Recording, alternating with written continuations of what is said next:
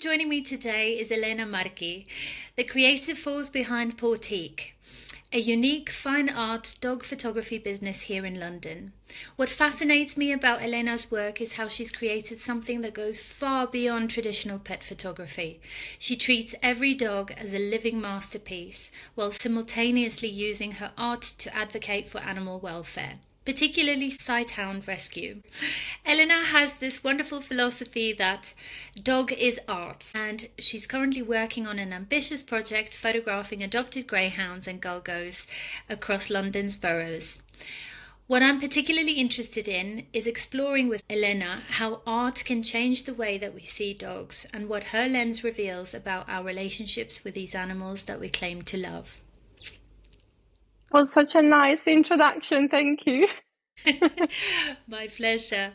Do you know what? I remember maybe 2 or 3 years ago, I stumbled upon you on Instagram and I was just mesmerized by your photographs. I love how beautiful, how elegant, and also how clutter-free they are. There doesn't seem to be much distracting you from the subject, which is usually these most beautiful, majestic animals.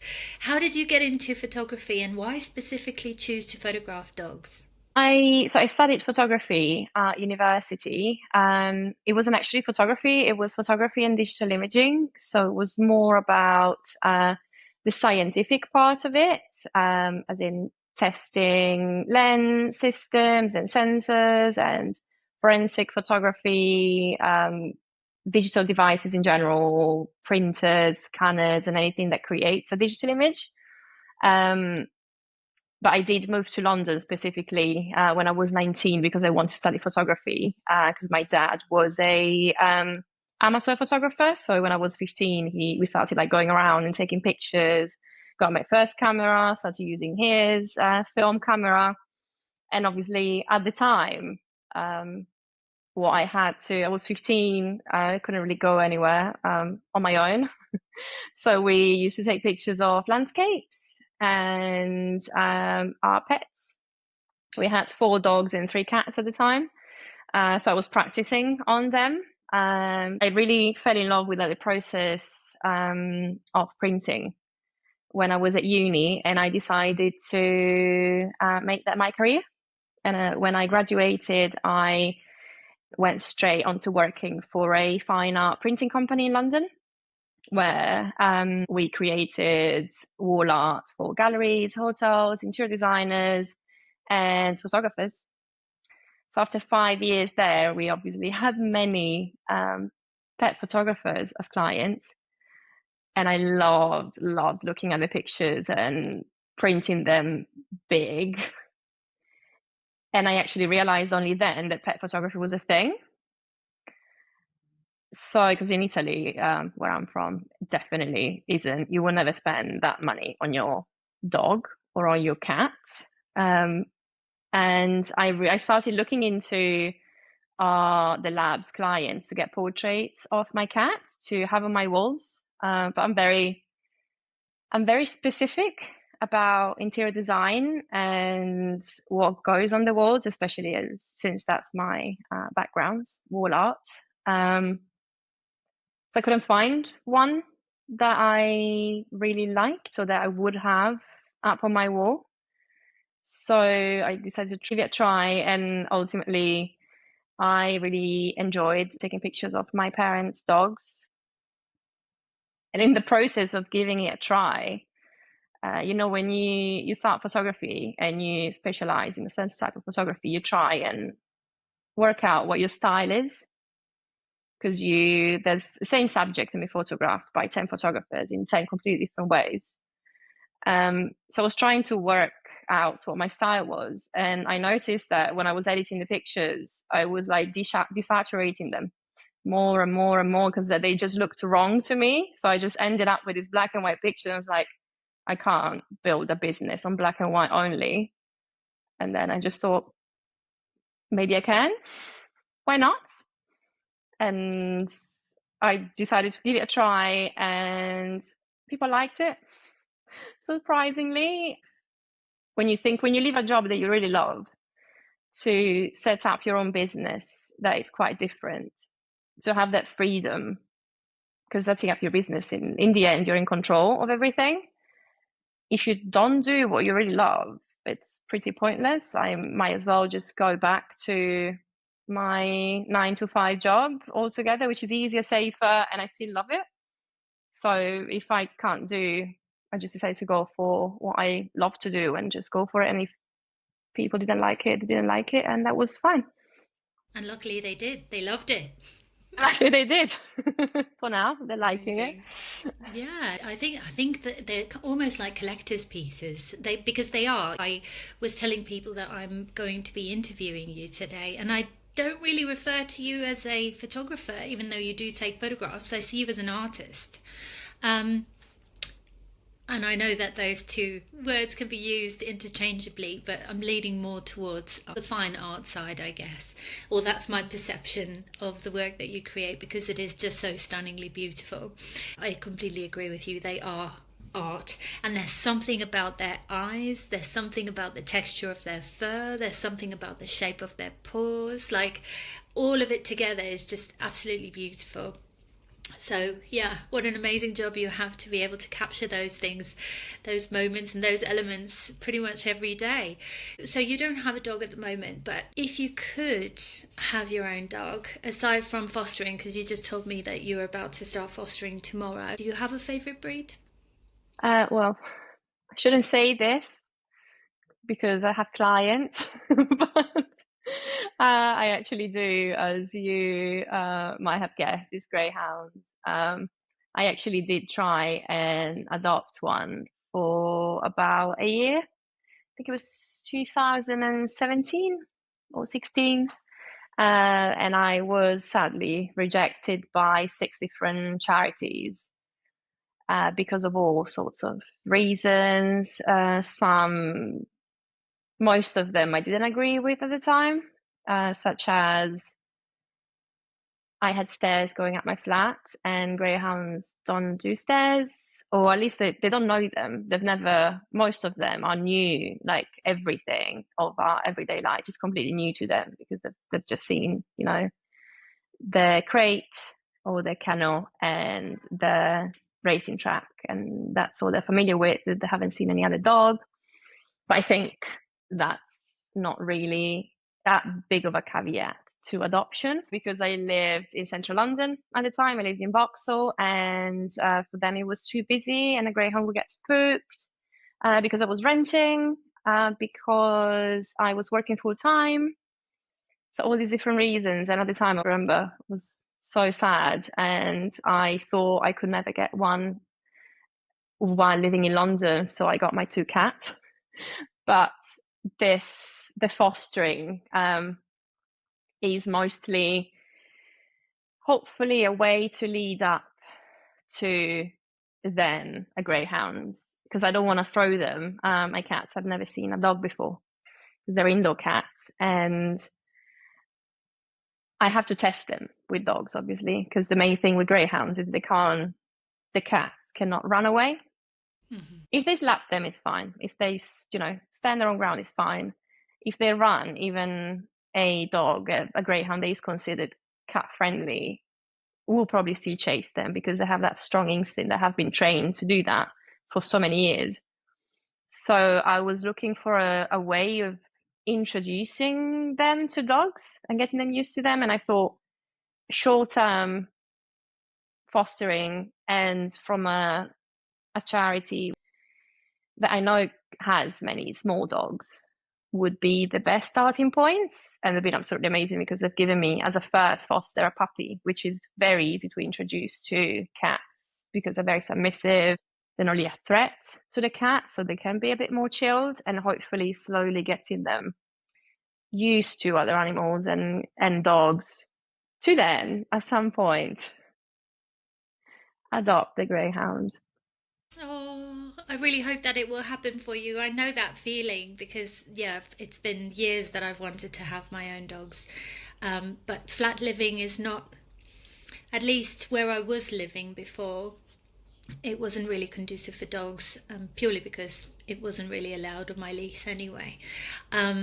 which made things a little bit tricky. But I think things are changing in that area now. I think many landlords are becoming more open to their tenants having dogs, so that's positive, I guess. Yeah, But so yeah, many people have dogs nowadays. so many. So, your photography sessions, how do you normally deal with it if you have a client whose dog is a bit nervous? How would you normally deal with that to reassure them or to create a safe space for them? I would normally, so I would have before any session, before the client even books, I would have a consultation call with them, just to make sure that we're on the same page, that I have all the information that I need. We talk about what they want out of the session, what the dog is like, and most importantly, if they are scared of anything, and well, if they have any triggers, if they're reactive at all, and so that would give me some very important information on the day. Like sometimes I'd get asked not to wear a black hat if a dog is reactive to people wearing a black hat, or not to make certain noises, not to make certain moves. But what I do with any dog, whether they are nervous or reactive, when I first meet them for the shoot, I just completely ignore them, um, not look at them. I just go and talk to the owners and prepare them for it. It's like, I don't hate your dog. It's not personal. I really do want to cuddle all of them, but All of the just dogs. bear in mind, just be aware that I will come straight to you without looking at your dog, and that already gives the dog some space and puts them in a position where they can decide whether they want to interact with you or not. And it also, if they aren't shy and they do like to interact, to say hi to everybody, and they're used to everybody saying hi to them, that puts you in a position where they get curious. They're like, why are you not giving me attention? And they are more likely to look at you while you're taking the pictures and find you interesting, instead of being like, okay, yeah, I said hi, I don't care about you anymore. Yeah. And if the dog, when we start shooting, if the dog is still nervous, I always tend to work at the pace of the dog. We obviously make sure that we find a location that is suitable for them. So if they are scared of traffic or noises or scooters, we don't go to central London, or we do, but we always do at sunrise on weekends where there is not a soul around, which is so beautiful. Yes, I've seen. I'm trying to remember that bridge near St. Paul's with a beautiful view in the The background. Millennium Bridge. Millennium Bridge, that's it. Yeah, I saw that you were up at sunrise, and it just, yeah, I can't imagine. That must be quite spooky as well, not having a single soul on that bridge. It is. I do get a bit worried sometimes when I like carrying a camera and it's 5 a.m. and there's nobody around, and I'm like, okay, no one can hear anything. Yeah. But there are always like people and runners at any time. It's just incredible. Um, and then going back to the shoot, obviously going to the pace of the dog is very important, and reading the body language is very important. Whether they manifest any signs of distress, where if they're unsure, I always make sure I keep that monitored, and I adjust myself and give instructions to the owners as well, because the owners are also anxious before the shoot most of the time. It's like this performance anxiety that we all have, where you have the most perfectly behaved dog and you really want them to pose well, and you think that your dog has to sit perfectly, they have to actually be a model, like a human model, but they don't have to be. So you already arrive with that kind of expectation from your dog, and if they do not perform, you can get nervous because you think, oh, I'm messing this up. But that's just so not the case. And I know that in my pictures, the dogs look like they can hold a pose perfectly, but most of the time it's just me shooting so many pictures at once until that pose I want it happens, and then we can move on. So their body language is also very important, just giving them the space that they need and see what works for them. If we try something that makes them feel uncomfortable, a certain pose or on a certain spot, or even on the bridge, we're just going to move, adapt, leave them some space, leave them alone. if they're very nervous, I might just ask the owners to just keep them on the lead, sit still, and wait for the dog to look around. Simply look around, because they know how to be a dog. So if you don't ask them anything, that's when they actually give you probably the best poses, especially if they're nervous. I see. And what do you think it is that it says about your clients that they are willing to, pay for these amazing photographs of their dogs? What do you think it communicates with regards to the importance of the dog in their life? Well, it clearly does say what their priorities are. Not saying that if you don't pay for a photo shoot for your dog is not the center of your world, because I think it's a lot about what people value. And in the same way, I would never buy a designer bag because I don't really care. But I would spend double the money for a frame for my home, or for something different that I really value. So I don't necessarily think that indicates that they care a lot about their dog. It obviously does. But I think it does show that they are not afraid to show it, if it makes sense. Most of my clients do get wall art to go on the walls at the end of the session. And that kind of shows. It does. Having it, especially if it's something big. I had like a 2-meter frame done, and a choice of showing it to everybody and having it hanging on the wall. I think it does say that they do love their dog to bits, and they do love a certain part of a certain aspect of my job or of my work, or art in general. And they're just not afraid to show it to whoever visits them, or shout it on social media, or just say, yes, I do love my dog, and I think my dog is a work of art, and I am not ashamed. Yeah. Kind of thing. What do you note about your clients and their relationships with their dogs during a shoot? You were saying before how sometimes a client can maybe be a little bit nervous because a dog is another sentient being. It's not like you can control it, and it's not like they speak human and we speak dog, etc. But in that relationship, when you get a bit nervous or you get a bit anxious, what does that relationship look like sometimes? Do clients tend to just go quiet? Do they defer to your expertise? Or what happens in those moments, I guess, when they're not getting the results that they're hoping for? So sometimes they can get frustrated and they become a bit more firm with the dog, which is something I always try to stop. And it's actually the opposite. They stop listening to me when they're nervous. So if I ask them to do something, or to hold a pose and maybe hold a treat on one hand in a certain position, if they see that the dog is not giving them what they expect them to give or to do on the moment, they would just try something else. They would just try everything they can to make that happen without listening to what I'm saying. And then we just need to bring the attention back to the whole experience and try in a different way. That's also quite an important part of the job, actually, to manage the humans so that they don't get stressed and pass the stress on to the dog, because the dogs can sense that. And the more if they refuse to do something that is fairly easy, because I never give very specific or very difficult instructions that only a very well-trained dog could do. If they can't, it means there's not something wrong, but it means there's something needs changing, and giving them more jobs is not gonna work. It's just gonna confuse them, overwhelm them, and they're just gonna stop working for us altogether. Yeah.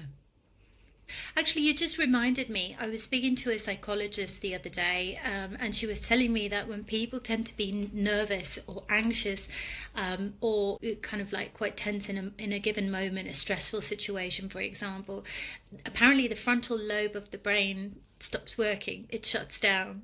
So. Yeah, so I think sometimes that kind of would explain why they would get more firm. It's interesting to me that would be a default behavior the firmness as opposed to perhaps the complete opposite way. Yeah, And how do you get the results that you're looking for, the desired behavior in a way where you can be sure that your dog is listening to your needs and can deliver on that? It's very, very hard to stay in control, isn't it? So it's really cool it that you. is, especially if they get firmer and the dog is just like, I'm not gonna do it. It's just not gonna do it. Yeah, In those especially with situations, greyhounds. it's just best to reset. Oh yeah, greyhounds are a whole different story. Yeah, But greyhounds don't do what they don't want to do, right? greyhounds they're more like cats than dogs, to be honest. Are I they? think the best, at least what I do and what I think is the best. Then obviously different photographers and behaviorists do different things. But for me, it's just reset completely, change the scene, without letting them know it's not working. You just say, okay, let's move on. We just move to a different spot, try something different, let the dog have a little walk up and down, have a sniff, let them decompress a little and start again afresh, completely forgetting what we were trying to do. We're not doing, if it's not working, we're not doing it. It's as simple as that.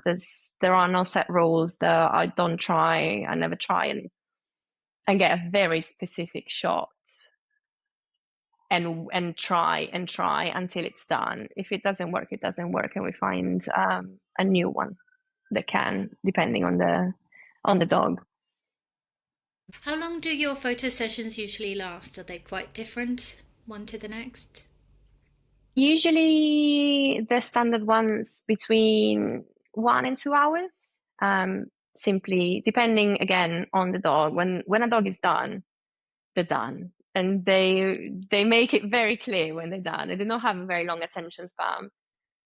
It feels like you see them. They can probably run for 3 or 4 hours and not be tired, but having to focus on us or on their owner to sit or look this way or look that way is like a lot of concentration involved. And usually after an hour, they just make it very clear that they don't want to, that they're done, the board, they want to go home, they want to go run. And when that happens, they can just go and run and probably sleep for the rest of the day. That's usually what happens Yeah. after a session.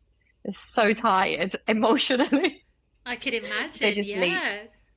These humans are so confusing. What do they want from me? I know. So this is a very weird walk we're on right now. What's happening? Exactly. Exactly, exactly. So I've noticed that a lot of your photographs have the most incredible backdrop of historical buildings in London. Why is that? Gosh, I'm not sure.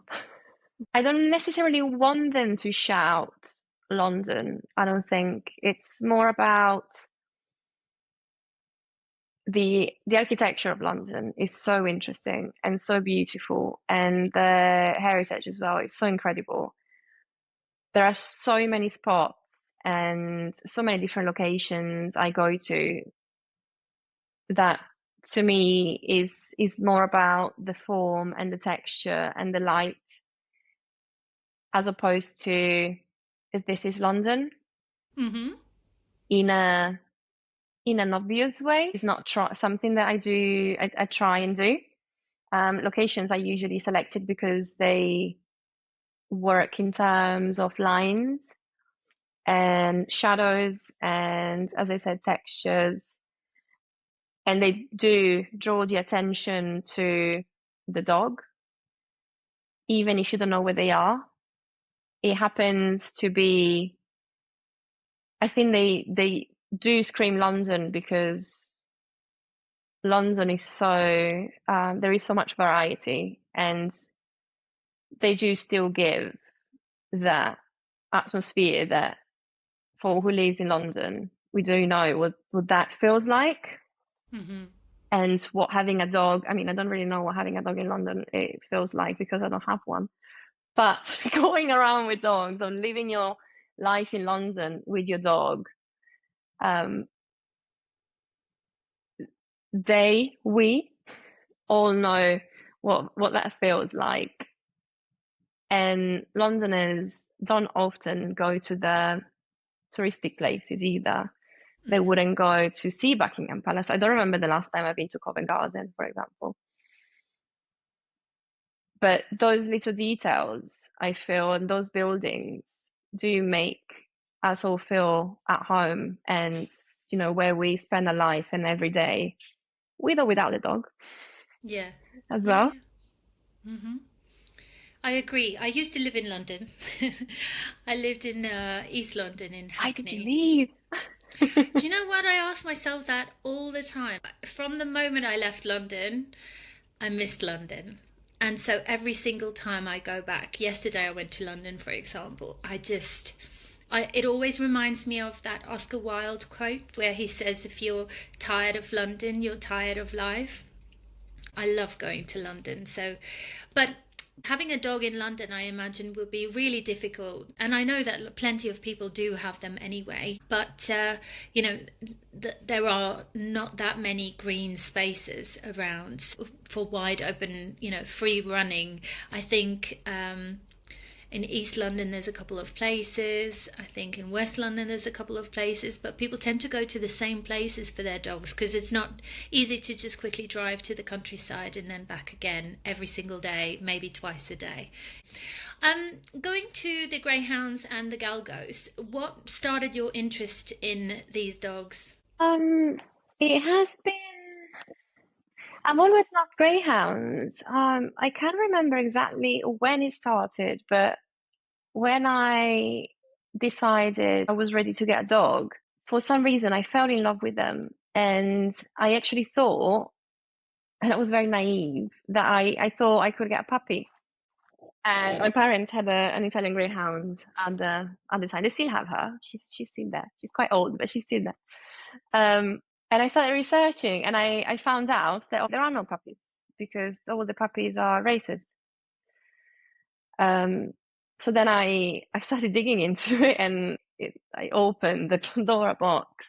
There used to be the dogs that would make me turn on the streets all the time. I don't know what it is about them. So gentle, so quiet. So they have this presence, and at the same time, they look so sad. Like many people say, they have this walk that it's more, it resembles a horse in a way.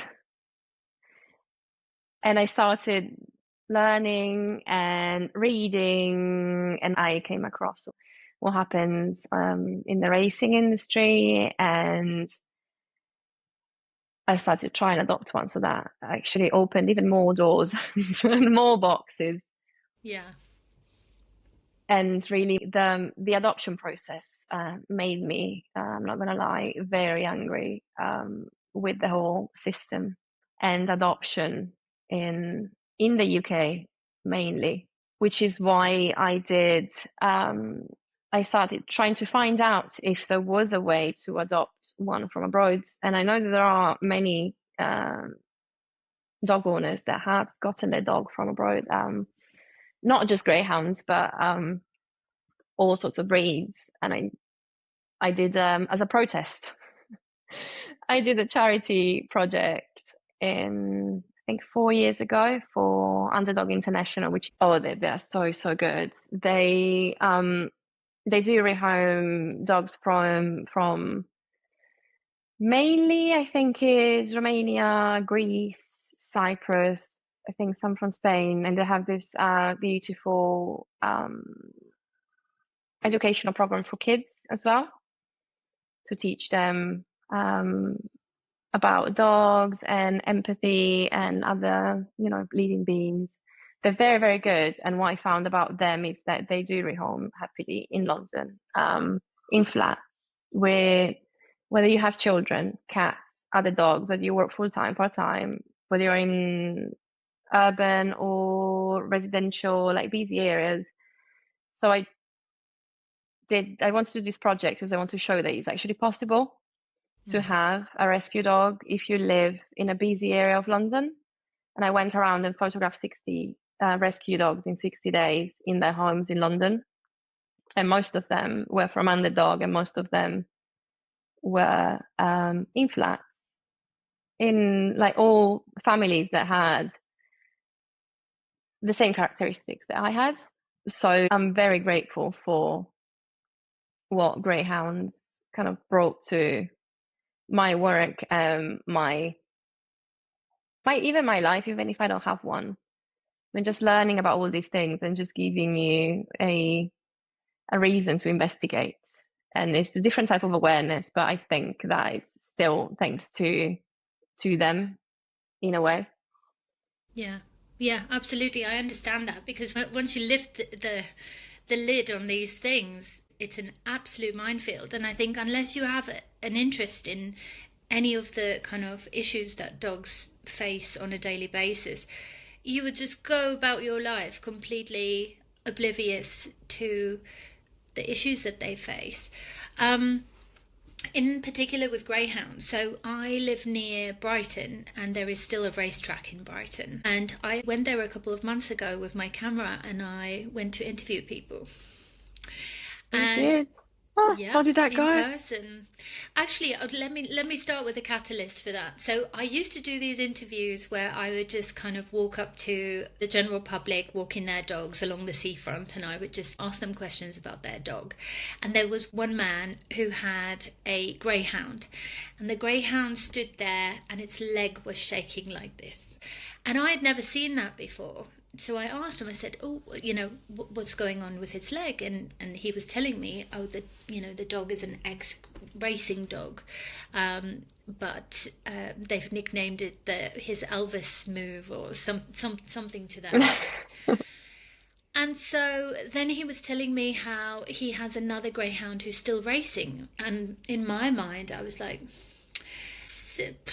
what? Like, this doesn't make sense. Why would you rescue a greyhound but then also have a greyhound racing? And he said, no, you're mistaken. I didn't rescue the greyhound. The greyhound was rehomed. Yes, because the greyhound was a working dog, and it's no longer a working dog. It's not rescued, it retired. And so I don't know, I felt really conflicted. And then I also realized I don't know anything. I don't, how can I have an opinion on anything? How can I feel this conflict if I don't actually understand what I'm feeling the conflict for? So yeah, I went to go have a look at the dogs there, and the environment that they stay in when they're up for rehoming, and spoke to the caretaker there, and then also went into go watch the greyhounds racing, which again felt really conflicting, because you're sitting there, and although you don't pay for a ticket to go there, you kind of look around and you're just like, why is this happening? So I sat really, really close to the boxes, basically, where they kind of I guess shoot the gun or whatever, and they release the dogs. And I found it quite distressing how they would pick the dogs up and then shove them into this box, and then all of a sudden, the box would open and they'd just be running down the track. So long story short, I learned so much from those interviews, and I learned that basically they're all syndicates. People invest a lot of money into these dogs, but it's not like one person owns or is responsible for one dog. Obviously that can happen, but I learned there are large groups who own a small percentage of a dog. Multiple owners paying for the vet's bills, paying for the transportation, paying for the trainers, paying for all of those things, hydrotherapy. But then if the dog wins, they split all of the money. Yeah. So it's, So and if they don't win? And if they don't win, well, I was told at the time that they lose more often than not. So these people just do it for the joy of racing and community and all that kind of stuff. So for me, it's still very hard to connect the dots and understand why this is actually happening. But I also understand the perspective of, these dogs love running. And so around a racetrack, it's more safe, considering it's not in the woods or the forest where maybe they can break a leg over a piece of wood or a stick or a hole in the ground, that kind of thing. So I get that. But then giving that sense of purpose where they just run until they're tired. And there was another thing that was really interesting, how these people, I feel, connect or attach these experiences to their childhood. So it's something that happened when they were growing Yeah. up. So their sense of, oh, when I was a child, my parents used to take me here and this is what we used to do. So they have a very happy memory attached to the experience. And stopping racing means taking away a core memory for them in some ways. So it's Yeah. in those I'm completely against greyhound racing, or pretty much most, if not all, forms of entertainment where animals are used, especially for profit. Completely draw a very, very hard line. But at the same time, I can understand why these things continue. It's very similar. I was having Yeah. a conversation with a friend the other day. They went to Morocco and they paid to ride camels because the kids really wanted to. And I was Yeah. appalled. I was like, how can you do that? They walk around all day and they got these wires on their face, and it's not good. And that's how the cycle continues, because people attach happy memories to these And experiences. it's also about education, I guess, because I was one of the kids that was put on a camel by my parents when I was like 5, because it was just, you don't know what's happening. And even with greyhound racing, I had some friends that were saying, "Oh yeah, my dad used to take me to those," and I was like, "Are you kidding?" I was like, "No, it was like you don't know what happens to the dogs." And to be fair, obviously things have changed in the past, I think, decade, where because there was so much more awareness raised about greyhounds. So it was a big, big thing. I think in the at the beginning of the 20th century, or during the 20th century anyway, and until the early 70s. And and then obviously animal protection groups started coming in and trying to raise awareness and protest about the whole racing industry, which is where some new measures were put in place and more controls and in general more rules for the welfare of the dogs, which doesn't still doesn't make it right or acceptable, because if you think about it, these dogs are a commodity. They are bred, they were brought into this world to have, for a purpose, to run and win money. And if they don't, they are discarded. So they are brought to this world thinking, we try. If it doesn't work, we can just give them away or euthanize them or whatever. It's literally, if it doesn't work, we're going to have another litter and then another litter and then another litter, and one can be good. They're just disposable. And that it just puts a strain on, yeah, you retire them, you give them to a kennel. These kennels are run by volunteers. They have so many dogs every year. And many of the dogs that they receive have long-term health issues as well, if they haven't broken a leg before, if they haven't been euthanized because of an injury, and racers, trainers didn't want to pay for the surgery. Yep. For the treatment, and even if they do win and they don't get discarded because they're not fast enough, their racing life is still up to 4 years old, so they get bred to last 4 years and then given up, which is just so wrong. It's just the reason why they are brought up is this, and it's just so wrong for me, obviously, for me. And I do agree on the rescue over the retired, but I do understand why they say retired, because some trainers apparently are actually quite nice. They do care about their dogs. But there is still this like recycling dogs over and over again just because they bring happiness to someone and they will have a nice memory of their childhood. Yeah. Is that, Yeah. especially for such a animal loving country? I just don't understand it. Absolutely. And what happens in Spain is a whole different story. We'll probably get there. Oh, we will get to Spain. We will get to Spain. But yeah, going to the greyhounds, I think, yeah, the core memory, I see the reason why this continues. And also, a lot of people have been passed down the idea that a dog is just a dog. So, in the pecking order between humans and animals, humans obviously come first, and a dog is an animal, so they maybe come last or later, further along the line. So in many cases, they are treated less than. But on the flip side, just to be fair and have a balanced perspective, there are people who adore their dogs who still race them. And there are dogs who really enjoy racing. It's just really hard to know when these things happen in an, I don't even know if there is a way to say, in an honourable way or with the best intentions. It's really hard to know, and it's very hard to also tar everyone with the same brush.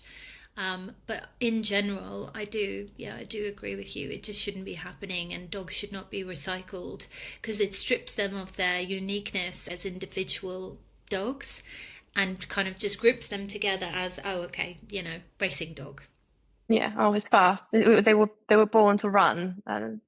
Exactly. Yeah, they are built, yes, to run for speed. That's what they're built for. Every breed has their purpose. It's just the number of greyhounds that get recycled and they get on the track and they get injured, and you just go move on to the next one. Exactly. They do leave. I understand running after flush toy, fine. Living your life in a crate without having, they are more socialized with humans because they do have antlers, so they are used to humans, and but not knowing any other breed, any other species, they don't really have a happy dog life, pet life. It's just you're here until you have to train or run, and then you go back into your box, and then you train and run again, and then you go back into your box. And there's so many of them, with exceptions, obviously, as we said. But I bet that I haven't spoken to any of them, but I bet that those trainers and owners that do have greyhounds as their pets and raise them don't really mind too much if they lose or win. They probably won't get rid of them if they lose, I assume and I hope, if they are a pet. Yeah, I hope so too. But I don't know enough about it. Yeah, I know this is the thing, isn't it? There's so many different surfaces to scratch. Because there are so many different breeds, and other dogs have issues too. You've got Labradors, in the hunting world. Just a few weeks ago, I went to the Gun Dog Challenge, and I witnessed quite a few distressing things. And I thought to myself, wow, like everywhere you go, there's an element of cruelty to these animals. And in that particular case, it was whimpering dog. Dog was just making those noises out of excitement, and they were smacked in the face, basically, because these types of dogs get disqualified if they make a noise before the gun goes off and they go search for these items. So these, I think they're called flares, I'm not sure. But anyways, everywhere I go and everywhere I look, I see something that kind of is not as one would hope it would be. But I also see that a lot of that is systemic. It's very much systemic. Like, people don't even bat an eyelid. It's so normal. And so it takes people like us kind of looking from the outside in to say, wait a minute, this doesn't seem right. But too often we hear back, oh, it's just a dog, or it's a working dog. What do you expect? That kind of thing. And it's just like, no, it shouldn't be that way. Surely not. But these things, there is progress being made, slowly but surely. Yeah, small wins. That's true. Small wins, exactly. So moving on to the galgos, I mean, it's like one grim thing to another, but these are realities, and these dogs are experiencing a certain lifestyle or life that is maybe, depending on your perspective, but from my perspective, certainly less than they deserve. So I became aware of galgos because of your Instagram page. And I remember that day actually doing some research because I was like, galgos? What's a galgo? I had no idea. And so I had a look, and then I realised, oh, it's a breed more commonly known in Spain. And then I went down the rabbit hole, and it got very grim very And quickly, what you and find, yeah. I cried my eyes out. And it got to a point where I ended up calling a friend of mine who is married to a Spaniard because I needed answers. I was like, how is this happening? And she actually said to me, go take a break from social media because you're too attached to this. Yeah. Yeah, she was like, I'll find out, I'll ask. And he didn't know very much about what goes on because apparently, again, it's very different culturally from the north of Spain to the south of Spain. Yeah, it's So mostly the south, yeah. for those people who may or may not know anything about galgos, as I didn't, what do you know about galgos that you would like more people to know? So I had the same, I had like a similar conversation a few times actually, when talking about the project. I was like, oh yeah, greyhound and galgos. And even some friends were like, oh yeah, greyhounds, like galgos are just, they just race like the greyhounds. And I was like, no, no, no, no, no. And no, no, no, that's not the case. That's not the case at all. Um, so galgos are also called Spanish greyhounds and are a breed of hunting dogs, and as greyhounds, one of the most ancient breeds. And they used to be, at the time, same as greyhounds, they used to be reserved for royalty and noble families and who had land up until I think the 19th century.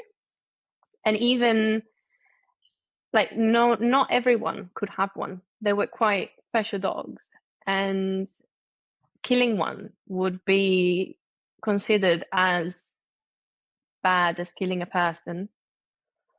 And you see now what how the situation has changed. So at the moment there are the use for hunting in Spain, hunting as a sport, not hunting for to actual to actually get um like Or food. food or resources, yeah. Is an actual like competitive sport, and in Spain you can like hunt in I think 80% of the land.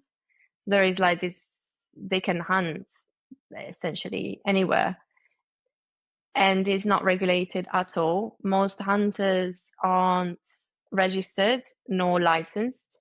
I was reading about it and I watched a documentary which is beautiful, and I can give you the link for it. Beautiful, it will make you cry because it will, but Yes, it's very please. informative. There's like only 2% of the hunters are actually licensed and registered, and most of the licenses are issued to well, quite a few to disabled people, because they just do it for the numbers and to keep it going and to keep the funds going, because if there are still hunters there will still be land to hunt on, but most of them aren't registered. And galgos, being working dogs, are not protected by the Spanish law as other dogs are and as other animals are. So most of these hunters, the owners that are called galgueros, do sometimes have other dogs as their pets, and they keep them in the home, but not the galgos are for them just considered as objects, and they are bred. They breed so many of them again to get the fastest one. It's such a it's so radicated in the culture, in the rural and like village culture, that for them having a winning dog is just an honor. Isn't They don't even make money out of them. It's more about the glory of having the winning galgo. So they do breed them. They have litters, and when they have litters, they have like 8 puppies, and see if there is one that's fast enough. And the difference between the greyhounds and the galgos is that once they're not useful, if or they're not fast enough, or they don't perform, they don't win, they get disposed of in the most horrible ways. If they're lucky, they are given handed into a rescue or to a kennel, who, however, so, they are well, we get there, but they can be handed in. Less lucky, but still lucky, I think. They get shot and killed on the spot and buried, and that's the end of their life. even from young age, when they just decide that they're not never going to be as fast as they need them to be. And they stab them, burn them. Most of them are hung, and they're just killed that way. I have a friend who is from Sevilla, which is the area where, in the south of Spain, where a lot of this happens. And she was saying she's also vegan, so she kind of knows a lot about everything. Essentially, she has like, she's quite informed, well informed. She used to go around the countryside around Sevilla and find them hanged by trees, and you even find fields where they just get the killing fields. They're just covered in bones of galgos. Sometimes they just tie them to trees or in caves and just let them starve to death, or abandon them, which is how most of them get found and rescued. They just find them on the streets, and they can be run over, or when they do get abandoned, they get beaten up and or abandoned in a land that they don't know, so that they cannot come home. So they're very difficult to catch, also for that reason, because they have been taught to fear humans, and they're very shy. They're so gentle and so beautiful, and most of them have been they have been quite traumatized because they've not really kept very well in general, unless they're winners. If they're winners, they might have a couple of years of like victories. I'm not sure how long they raise them for, but they recycle them very, very quickly. And it's just so sad that no one does anything about it. I mean, there are obviously groups and charities, and they're trying to change the law. But as I talk to Spanish friends, they all know about it. Yeah, but this is the thing. I always, and again, you don't want to kind of generalize or stereotype, but my perception, because I have lots of Spanish friends, is that they're really, really forward thinking and very open minded people. Some of the most well educated people I know are Spanish. So, yeah. Oh, gosh, it's so hard, isn't it? It's so hard tying the I didn't want to reasons. make everybody sad. No, you don't want to do that, but at the same time, it's kind of like reverse engineering and understanding the psychology behind it. Why is it happening? Why does it continue to happen? They know what's going on right in their backyard, but things are taking a long time to change. So, anyways, without dwelling on that too much, I think like the important thing is, if anyone's listening to this, maybe do your own research and inform yourself, because it is quite horrific, and go into it really, full well knowing that you will see things that you don't want to see. So, your project came about as a result of what you learned about the galgos and greyhounds and sighthounds in general. What do you hope to achieve with your project? So, because we just said that obviously it's quite difficult to hear about these things and to talk about these things and to see, because there are some very horrific pictures out there, and to raise awareness. I feel like if you show something, if you show those images, people are gonna turn away. My mum did. My mum was like, "Oh, this beautiful greyhound, this beautiful documentary. I'm watching it." And she's like, "I don't want to watch it. I don't want to see." And I did. Like, I did have trouble sleeping after, like, for a few days after that. The book is is a different way of. It's something that I hope people will want to look at, and will portray these dogs in a, still deliver the message, but make it something that people might want to share, look, buy, instead of turning away and looking at a photograph of a mistreated dog and never look at it again. Yeah. And I was so happy to see that, even with the pictures that I posted on social media recently, with the sessions that we've done so far, they have been shared by so many comments, and that just makes me so happy that it's something that will help others share what's happening without making anyone uncomfortable.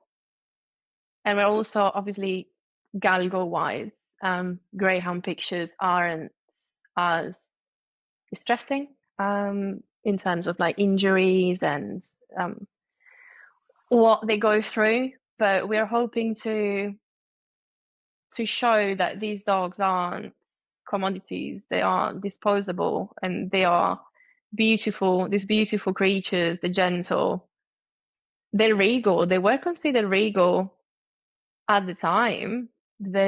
They in ancient Egypt, they were just like almost divine creatures. And now we're just treating them like objects, so they've gone from one extreme to the other, and we're hoping to try to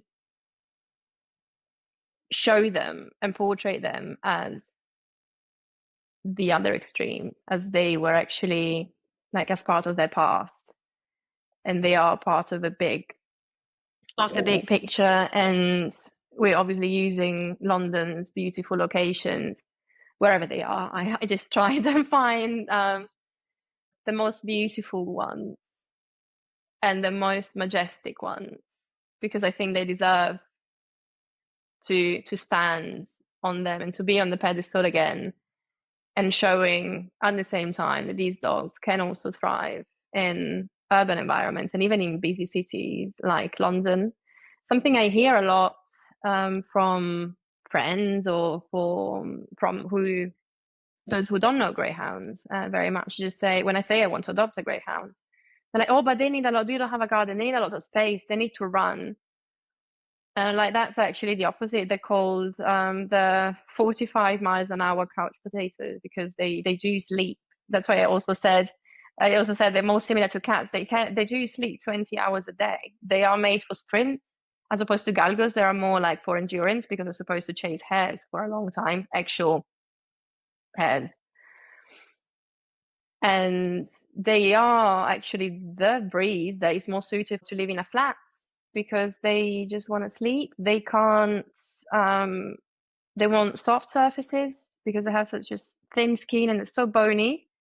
And they're made in they have this very awkward bodies. They don't even lie down, most of them, properly, greyhounds. So they don't even want to sleep on the floor. They can't even sit. Like when I have photo shoots with greyhounds, I am never asking if they can sit, because they won't.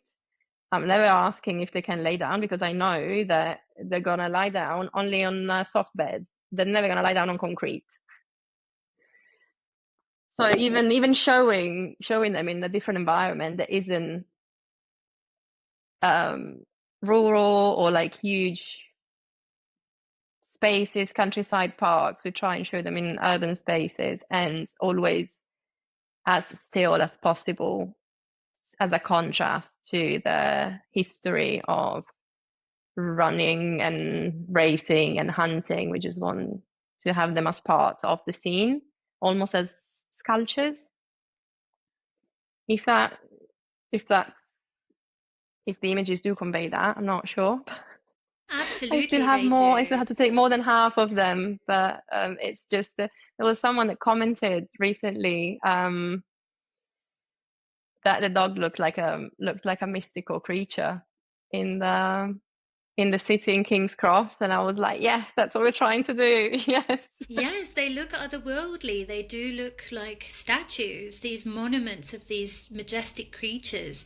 And I just think it's absolutely fascinating how you slowing down to create art with these beautiful dogs has the ability to change perspectives. Because, like you were saying before, like it's too distressing to see anything other than their beauty, right? Especially if you call yourself a dog lover. You kind of like, you know that all these untoward things are bubbling at the surface. You know that they're there, but because you have this deep love for these creatures, you just can't see it. You can't look at it. You don't want to be exposed to it. It physically hurts to see things. Yeah, it does. see these creatures hurt, it's awful. How do you, in this process, stay soft around the edges? Because seeing this type of treatment of dogs specifically has the ability to make a person quite cynical and perhaps a little bit bitter. How do you keep the softness around your edges? I hope I'm keeping it. I think that's also why I love working with dogs so much. It was incredible to see how many greyhound owners, galgo owners, even dog owners, or even people who don't have a dog, were happy to jump in and help. And they shared, they donated, and they tried they read, they just tried to learn more about them. And it has been quite difficult knowing what's happening with the dogs and also with the project, trying to get permits and trying to get different sites to help us raise funds and make the project, bring the project to life. And there have been very tough moments, I have to say, where I thought I'm just not gonna go through with this because it's been so difficult and nobody cares. And then you receive those messages and those emails and those calls from complete strangers that are offering to help, and that just gives you that hope and reassurance, and it's just what makes you want to keep going, because those are actually the people that you need to reach in the end. And what we're doing, or at least what I do, is for those people, and try and cut out the noise as much as possible, and accept that you can't be, no one's ever gonna, not everyone is gonna agree with you on anything, and there's always gonna be some ugliness in the world, but there are so many people that are silently trying to change things, and that makes me so grateful and so happy. In general, what we see around and what I've seen with this project has been absolutely amazing. That's wonderful. Yeah, it is reassuring to know that humans have this great capacity for change, and I think that remains at the back of my mind, because there were times where, and potentially still, and will continue to be moments where I will be ignorant and I wouldn't know that I'm being Yeah, ignorant. There's so much to learn about so many different things. So I think it's really important to try, I guess, and show compassion or kindness in the moments where it's the most difficult to. But I think your book, I think we keep talking about your project, but we haven't actually mentioned what it is. have we not? Probably not. No, so please tell us. Well, it's a book. It's a fine art photography book, and titled, working title actually, I think, Greyhounds and Galgos of London.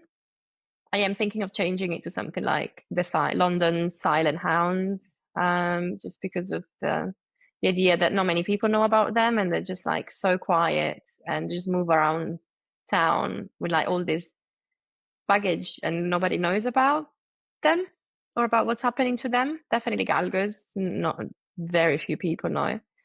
And we are taking portraits of greyhounds and galgos around London, adopted, and one that hadn't been adopted yet, but he now has. He was adopted the day after the photo shoot, to try and show, as we said, try and raise awareness, and also raise funds for Project Galgo, which is such a wonderful charity that rehomes, rehabilitates, and educates about and these dogs from Spain, Spanish hunting dogs in general, and also Salukis from Bahrain, and they're just so wonderful. They take them in into their care. They transport them to the UK, into foster homes, and then finding homes. So all the models have participated with they paid a participation fee that has gone to the charity, and the proceeds from the book would also go to the charity. So we're trying to raise awareness and also help dogs as fast as quickly as we can in the meantime. Yeah. Well, And raising it has been so awareness, much fun, spreading as the well, I news. have to say. Are Like you? You're having it was fun? also a great excuse to just spend as much time with greyhounds as possible. I don't blame you. They're amazing creatures, I aren't cannot have they? my They're own quite one, but I can hang funny. out with them.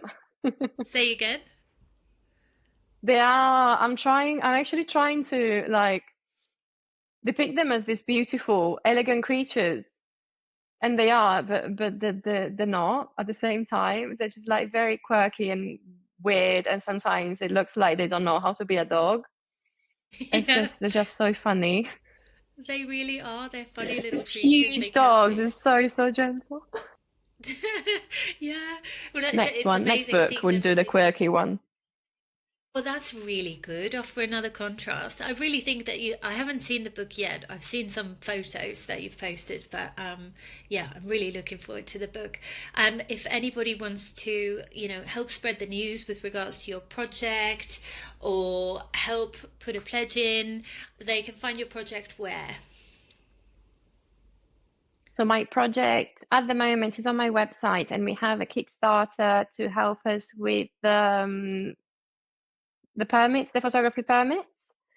That ends on the 8th of July, though. And if anyone wants to help, they can put a pledge in for pre-order a book, for example, or a book, a calendar, and a print, or just make a general donation if they don't want to have a book or anything and they just want to help out. Just a Support small the project. £5, £10 donation really goes a long way. Yeah. Mostly they can access it from my website that explains everything about the project as well, or even just helping. It would be very, very helpful to just simply make a donation to one of the many greyhound and galgo charity around. I myself sponsor a galgo in Spain, and it's literally just £10 a month, and that does really help them a lot, I hope. But in theory, it does help them a lot just with vet bills, buying food, just looking after the day to day of every dog. They have over 300, I believe, in their care, and there are so many more shelters. So that's also a way of helping. Yeah. And when after the book gets published, will people be able to buy it separately, maybe from your website or somewhere else? They will, and I'm not sure where it's going to be yet. Definitely from my website. I was thinking of putting it on Amazon as well. Um, but I haven't figured that out just yet. But they can definitely purchase a book if they want to once it's released on the 1st of February, which is World Galgo Day, which marks the end of the hunting season in Spain. So on this specific day, it's when they start getting rid of all the hunting dogs because the hunting season is closed and they don't need them anymore. So there's like this urge, and like shelters are completely full, and dogs are found everywhere in the most horrible conditions. So we're aiming to release the book then, if everything goes well, sooner if we can. But that's I think that's the latest date, and Yeah, you'll for more see, impact. especially on social medias, they'll be full of posts about the day everywhere. The distressing ones, I think. Yeah, I remember this year. It kind of caught me off guard a little bit. So I had a visceral reaction, somewhat like your mum. Um, so I Yeah. guess, do you have anyone in the media interested, or are you in touch with anyone in the media who can kind of help raise awareness via your book? Sadly not. I am going to try and get a press release out as soon as the book is released, because I did try when I was looking for models, but it wasn't very successful. I will also need a celebrity slash authority for the foreword of the book. So if I do manage to get someone that could really help, I have a few getting more eyeballs suggestions on for you. the project. I have Yeah. a couple of names in mind. I just need to find a way to Nice. reach them because they are Okay. not easy to reach, Who are you looking obviously. for? Tell me. Well, we have the patron of the charity, which should be quite easy, which is Nick Cave. Um, as London and dog supporter, and also I am a big fan. Ricky Gervais is on the list. Twiggy is also on the list. Greyhound supporter, Amazing. she is. Okay. I was looking at all the Greyhound supporters, and I think she's a sponsor for someone, but that's she's probably last on the list. Oh gosh, I can't remember the last name. I'm sorry, but I do Whose have last name? Ricky Gervais as first attempt because I also because he lives in London, and I know he has spoken about greyhounds before, and he's a huge animal charity and dog lover and supporter. So we'll see, and also it will be lots of eyeballs on the project if that had to happen. Yeah. Well, fingers and toes crossed for you. There's a few more names, but I'll start from those and see how that goes. Or I'll write it myself in the end, and we'll call it a day. Yeah, well, this is the thing. You have to speak them into the universe, right? You never know who's listening. This is the thing. So, if anyone is interested in helping Elena with her project, please get in touch. What is your website and where people Is find you? www. Obviously Pawtiqe.com. Pawtiqe, which is Pawtiqe, no U in Pawtiqe, because that's usually misspelling. Contact name on there, same name for socials, and I do reply. Usually, I'm quite quick at replying, am I? Yeah, you If are anyone has actually. questions or just wants to reach out, just a social direct message can do, or just emails if anyone's interested and wants to help or wants more information or be pointed in the right direction. Mhm. I will include links, to your social media and to your project on Kickstarter and to your website.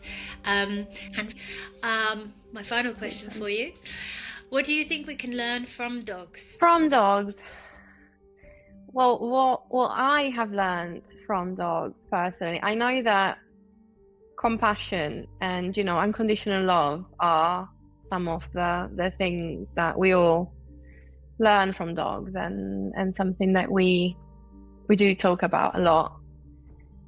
From a personal level, what I've learned, not from dogs, but from working with dogs, is patience. It's the one skill I think that you need as a dog photographer, and is something that we all need in our everyday life. And that's what I've learned from dogs in order to communicate with them and to keep them happy, and to just slow down. And in any area of life, but specifically when working with the dog, learning to slow down in order to read them and give them space without expecting anything from them in particular, it's something that has really changed my approach to everyday life, I think. And it's something that we can all apply to humans, dogs, ourselves, and definitely something that has come from the dogs, because it's just necessary. And just let it be. Let it be. Exactly. Yeah. I think they help keep us present in the moment, teach us patience, and just in general slowing down. I agree with you. Lena, I want you to know I'm so grateful for you taking the time and taking a chance on this podcast, spending an hour and a bit with me. I really appreciate it, and I appreciate everything that you do. Keep going, and I look forward to following your journey online. Thank you very much.